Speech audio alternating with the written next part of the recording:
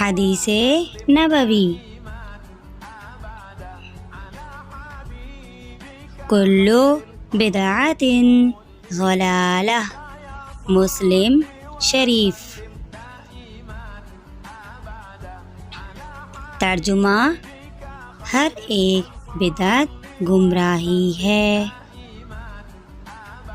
حدیث نبوی۔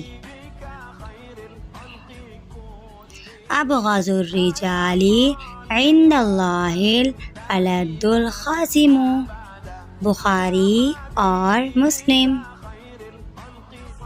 ترجمہ: اللہ کے نزدیک سب سے زیادہ مبغوض جھگڑالو آدمی ہے۔ حدیث نبوی۔